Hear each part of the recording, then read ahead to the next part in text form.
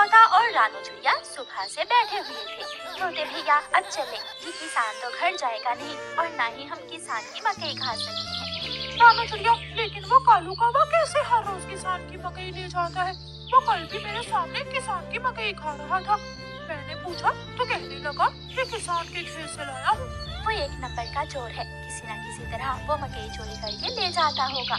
किसान खेत में काम कर रहा था और चिड़िया और तोता बिना मकई खाए ही जंगल वापस चले जाते हैं। अभी तोते और चिड़िया, बताओ क्या आज तुमने किसान के खेत से मकई खाई है? ना, हम तो सुबह से दोपहर तक पेड़ पर बैठे रहे, लेकिन वो किसान है कि घर गया ही नहीं और हम थक हार कर बिना मकई खाए ही जंगल लौट आए। मैं तो जा रहा हूँ, पेट भर मकई खाऊंगा भी और अपने साथ भी लेकर आऊंगा। कालू कौवा इंसानों की बस्ती की तरफ जाता है। कालू कौवा किसान के खेत में जाकर किसान से कहता है, किसान, तुम्हें तुम्हारी पत्नी घर बुला रही है, तुम्हारे घर में मेहमान आए हैं। अच्छा, तो मैं जल्दी से घर जाता हूँ। बहुत शुक्रिया जो तुमने मुझे बता दिया। किसान अपने घर चला जाता है और कौवा मजे मजे से किसान के खेत से मकई खाने लगता है। नहीं, मैंने तो आपको नहीं बुलाया। क्या मेहमान नहीं आए थे? तो फिर उस काले कौवे ने मुझसे झूठ क्यों बोला? कौवा झूठा है, मैंने तो उसे नहीं भेजा। कौवा पेट भरकर मकई खाता है और कुछ मकई अपने साथ लेकर वापस जंगल लौट जाता है। कौवे, एक मकई का भुट्टा मुझे भी दे दो। ना, मैं तो मकई का भुट्टा किसी को नहीं दूंगा, बहुत मुश्किल से लाया हूँ मैं। कौवा चिड़िया के सामने बैठकर मकई का भुट्टा खा रहा था और चिड़िया के मुंह में पानी आ रहा था।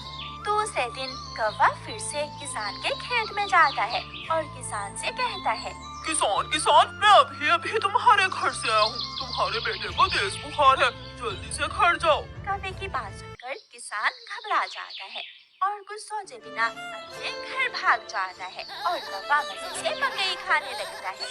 कहाँ है मेरा मुन्ना? मुन्ना तो बाहर खेलने गया हुआ है। क्या मेरा मुन्ना ठीक है? हाँ, मुन्ना तो बिल्कुल ठीक है। तो फिर इसका मतलब आज के शरारती कौवे ने मुझसे शरारत की है। उसने मुझसे कहा कि मेरे मुन्ने को बुखार है, मैं जल्दी घर जाऊँ। वो कौवा जरूर आपको घर भेजकर खेत से फसल खाता होगा।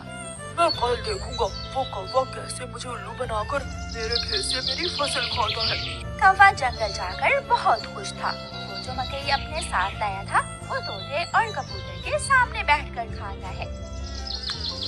वाह, मजा ही आ गया, ये मकई तो बहुत स्वादिष्ट है। यार कौवे, थोड़ी सी मकई मुझे भी दे दो।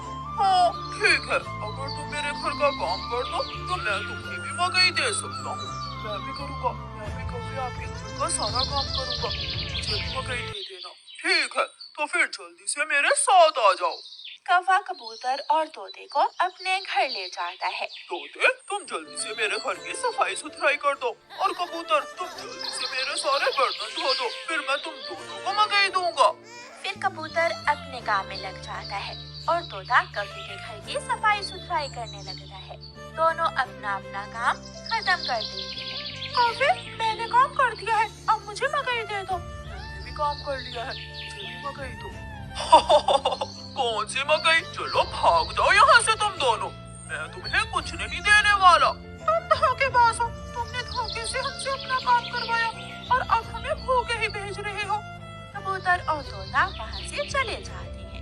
कौवा हर रोज की तरह अगले दिन भी किसान को पागल बनाने के लिए किसान के खेत में चला जाता है। कौवा किसान के पास जाता है और किसान से कहता है, किसान, मैं अभी देख कर आया हूँ, तुम्हारी गाय जंगल की तरफ जा रही है, शायद उसकी रस्सी टूट गई होगी। मेरी गाय को तो शेर खा जाएगा। कौवे, मैं जल्दी से जाकर अपनी गाय को बचाता हूँ। किसान वहाँ से जाता है, लेकिन आज किसान थोड़ी दूर जाकर पेड़ के पीछे छुप जाता है। कौवा किसान के खेत में जाकर मकई खाने लगता है। तो ये कौवे का बच्चा इसलिए मुझे हर रोज किसी न किसी तरह खेत से खेल देता है। जब तक मेरे पास बड़ा दिमाग है, मुझे किसान की फसल खाने से कोई नहीं रोक सकता। किसान के पास बंदूक थी। किसान बंदूक चलाता है और गोली सीधी जाकर कौवे की टांग पर लगती है। कौवा बहुत मुश्किल से वहाँ से भागता है और किसी न किसी तरह अपने जंगल वापस पहुँच जाता है। वो अपने घर के बाहर आकर गिर जाता है। हाय, मर गया।